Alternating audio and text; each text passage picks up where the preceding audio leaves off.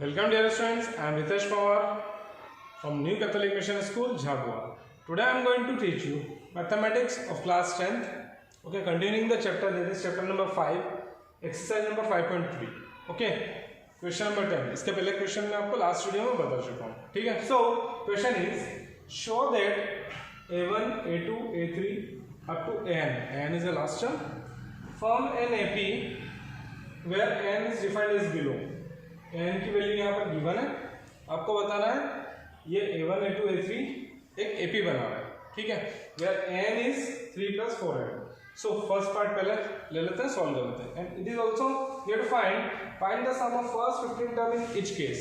यहाँ पर दो क्वेश्चन है यहाँ पर इसी में, तो पहला सॉल्व करते हैं. First n equals to 3 plus 4n. ठीक है.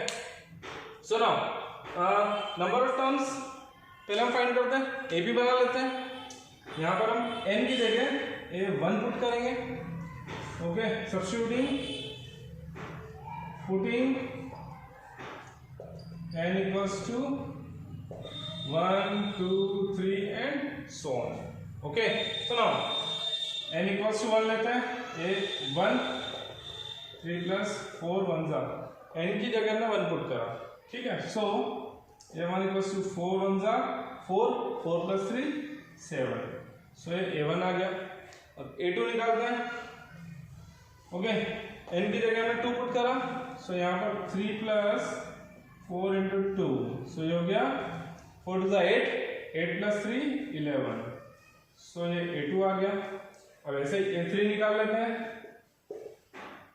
3 plus 4 into 3. सो ये हो गया 4 3 जा 12 plus 3 15. ओके, सो हमने 3 टर्म्स निकाल लिए यहाँ पर, है ना. और हमें ये भी कहा गया फर्स्ट 15 टर्म्स का सम निकालना है. तो एक काम करते हैं, A15 भी निकाल के देख लेते हैं. A15 निकाल लें. सो 3 plus 4 into n की जगह मैंने 15 पुट करा.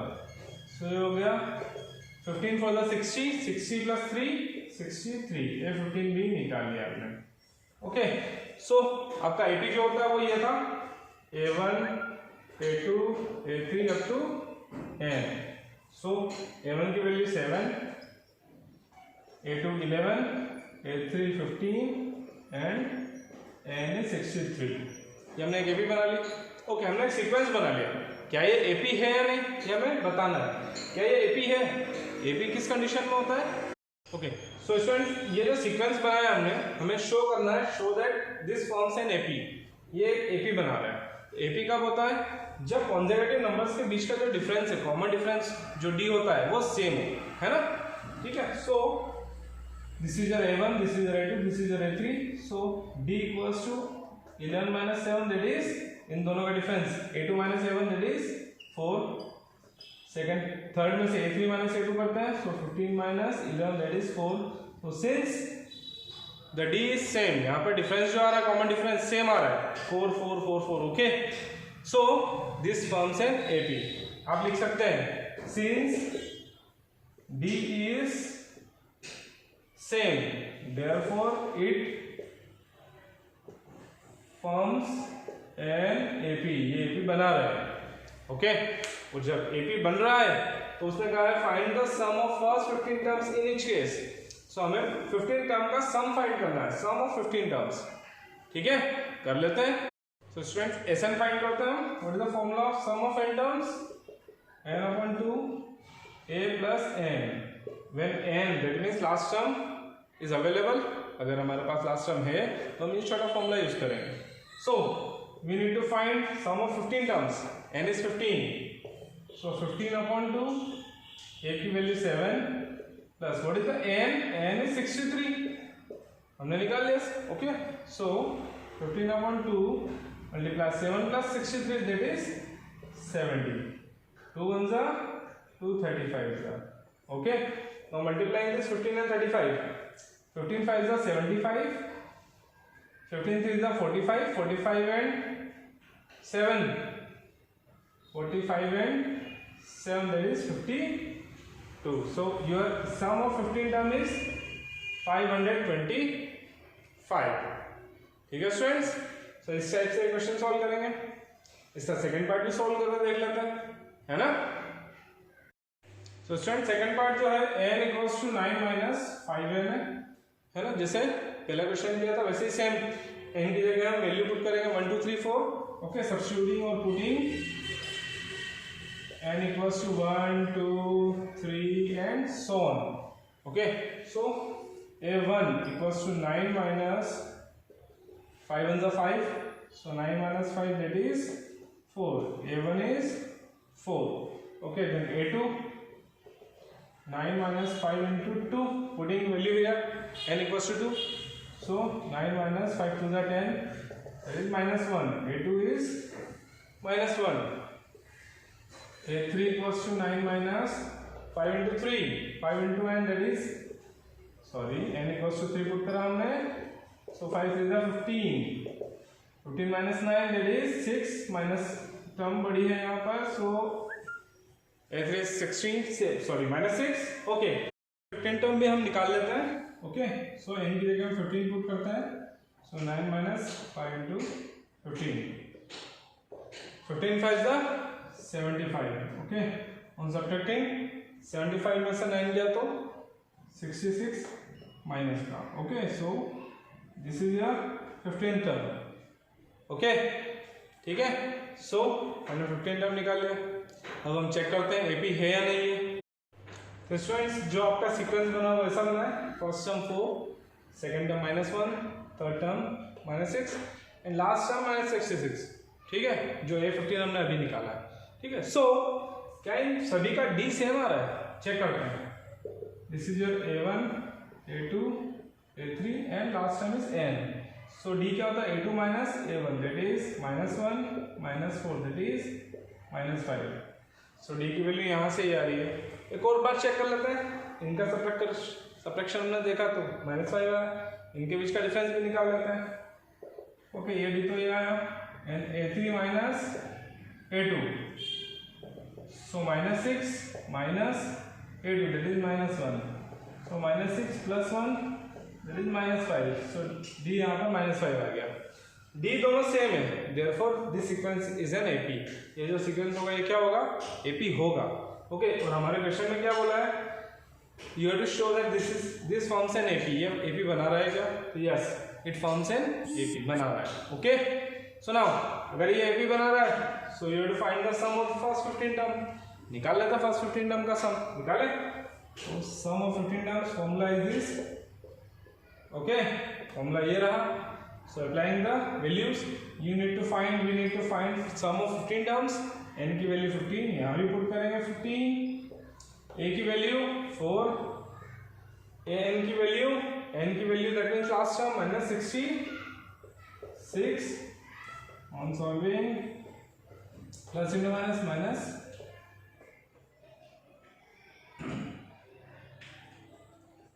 66 में 4 जाएगा 62, माइनस का साइन, 2 1 जा 2 31 जा। ओके, सो 15 मल्टीप्लाई -31 मल्टीप्लाई कर देते हैं। 15 1 जा 15, 15 3 जा 45 and 1 46, माइनस का साइन है यहाँ पर, so minus. So sum of first 15 terms is -465। Clear? So इस टाइप से इसको सॉल्व करेंगे इस तरह से। ठीक है, सो स्टूडेंट नेक्स्ट क्वेश्चन है question number 12, that is find the sum of first 40 positive integers. First 40 positive integers. Okay, ध्यान रखेंगे, divisible by 6। Okay, so positive integers कहाँ से शुरू होते हैं? इंटीजर्स शुरू होते हैं 1 से, पॉजिटिव। ओके, 1 2 3 कहाँ तक जाते हैं? इनफाइनाइट तक जाते हैं, है ना, इन्फिनिटी तक जाते हैं। Okay, but we need to find the which are divisible by 6। Divisible by 6, divisible by 6। Okay, so हम जानते हैं 6 से कौन सा नंबर डिवाइड हो सकते हैं? जो 6 के टेबल में आते हैं, जो 6 के मल्टीपल होंगे, है ना। तो 6 का फर्स्ट पॉजिटिव मल्टीपल कौन होता है? 6 होता है। 6 1 जा 6, 6 2 जा 12, 6 3 सॉरी मैंने 12 बोला और 13 लिख दिया। 6 2 जा 12, देन 6 3 जा 18। Okay, we need to find up to 40 multiple. ठीक है, फर्स्ट 40 पॉजिटिव इंटीजर, तो 6 40 जा 240, ठीक है। सो ये ए बी बन गई आपकी, है ना। देखिए सभी का कॉमन डिफरेंस 6 6 6 6 आ रहा है। सो ए क्या होगा 6, डी क्या होगा, देखिए difference 12 minus 6 that is 6, and last term क्या होगी हमारी n that is 240, okay. So now this is your maybe you need to find the sum of first 40 terms, okay. So sum of Sn equals to, what is the formula? Sn equals to n upon 2 a plus n, ये क्योंकि हमारे पास last term है 40th term, जो 40वीं term है 40th वो हमने निकाल लिए, 6 का मल्टीपल है तो 6 40 is 240, okay. So now putting value n is 40 terms का सम निकाला हमने, so n की वैल्यू 40 पुट करी। What is the value of a? A is 6 plus n that is 240, 2 on the 220 the putting value at 20 multiply by 240 plus 6 that is 246, multiplying this 2 6 are 12, 2 4 are 8 1 9, 2 2 are 4. So sum of first 40 positive integers which are divisible by 6 is this. The sum is 4920, है ना। Easy था ना question बच्चों। आगे बढ़ते हैं। तो students next question है question number 13, find the sum of first 15 multiples of 8, okay. यहाँ पर 8 के 15 मल्टीपल्स निकाल लेते हैं, है ना। मल्टीपल्स मीन्स आपको पता है 8 के टेबल में जो आते हैं, है ना, ठीक है। सो मल्टीपल्स ऑफ 8 आर, तो 8 का टेबल बोल दीजिए। 8 1 जा 8, 8 2 जा 16, 8 3 जा 24, कितना मल्टीपल चाहिए 15 मल्टीपल ऑफ 8, सो 15 8 जा 120, 8 का टेबल 15 बार बोल दीजिए। 8 1 जा 8, 8 2 जा 16, 8 3 जा 24, 8 4 जा 32, 8 15 जा 120, ठीक है। तो ये 15 मल्टीपल निकाल लिया, ठीक।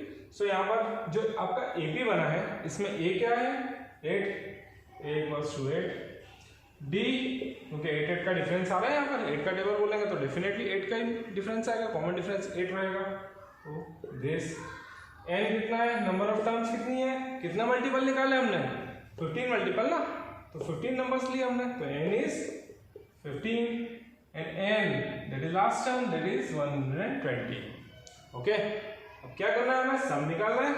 सो सम का फॉर्मूला लगा देते हैं, सम Sn equals to n upon 2 a plus n, क्योंकि हम n हमें पता है तो हमने छोटा वाला फॉर्मूला अप्लाई कर दिया यहाँ पर। n की value 15, S15 equals to n upon 2 that is 15 upon 2, a का value 8 plus n that is 120। Solve करेंगे 15 upon 2 multiply 120 plus 8 that is 128। अब यहाँ 2 से डिविजिबल है तो डिवाइड कर देते हैं, 2 1 जा 264 का, ओके। तो मल्टीप्लाई में बचा 15 मल्टीप्लाई 64, मल्टीप्लाई कर देते हैं, 15 4 जा 60, 6 कैरी, 15 6 जा 90, 90 and 6 96। तो sum of 15 terms of multiples of 8, okay, is this. Clear है।